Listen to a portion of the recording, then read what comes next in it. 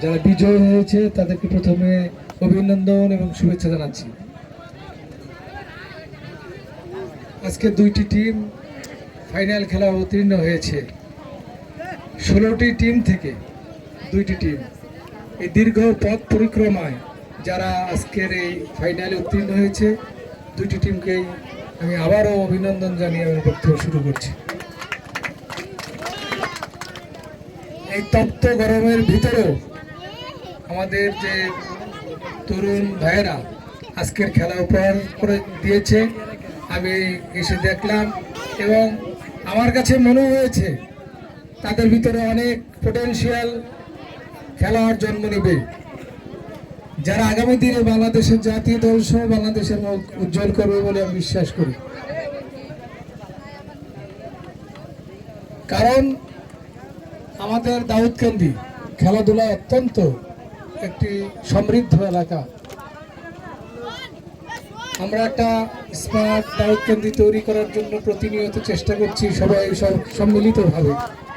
আর এই তরুণ সমাজ, কিশোর সমাজ যারা আজকের এই খেলায় অংশগ্রহণ করেছে, যারা উপস্থিত রয়েছে, সকলের উৎসাহ উদ্দীপনা আজকের খেলাটি অনুষ্ঠিত হয়েছে এবং তারা এই উৎসাহ পেয়ে আগামী দিনের জন্য তারা তৈরি হবে। দুটি দলই ভালো খেলেছে। আমি আগের যে টিম খেলেছে তাদের খেলা দেখি নাই, তারপরে শুনেছি যে তারা ভালো খেলা উপহার দিয়েছে। আমি তাদেরকে ভালো খেলা উপহার দেওয়া এবং নিজেদেরকে তৈরি করা এবং আগামী দিনের ভবিষ্যতে তারা যেন একটি এই এলাকার জন্য মুখ উজ্জ্বল করতে পারে সেই প্রত্যাশা ব্যক্ত করব। আর বিশেষ করে ক্রিকেটের জন্য বাংলাদেশের যে ইয়ং জেনারেশন, তারা ক্রিকেট প্রেমী। ইতিমধ্যে বাংলাদেশ টিম আমেরিকাতে অবস্থান করছে টি-20 বিশ্বকাপ খেলার জন্য। আমি আমার এই বক্তব্যের মাধ্যমে তাদেরও উত্তরোত্তর ভালো খেলা তার উপহার দিবে। দুটি খেলা তারা খুব খারাপ করেছে, কিন্তু আগামী দিনের জন্য যখন খেলা হবে সেই খেলাগুলোতে তারা ভালো খেলা উপহার দিয়ে বাংলাদেশের মুখ উজ্জ্বল করবে এবং তারা চ্যাম্পিয়ন হবে সে আশাবাদ ব্যক্ত করছি।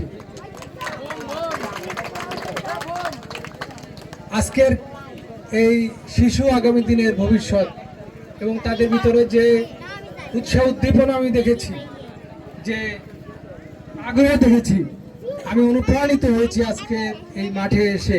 কারণ এই যে কোমলমতি শিশুরা তারা আমাদের সামনে উপস্থিত হয়েছে, সমবেত হয়েছে, তাদের ভিতরে আগ্রহ এবং অনুপ্রেরণা আমি মনে করি আগামী দিনের ক্রিকেটের জন্য, এই এলাকার ক্রিকেটের জন্য ভালো কিছু বয়ে আনবে।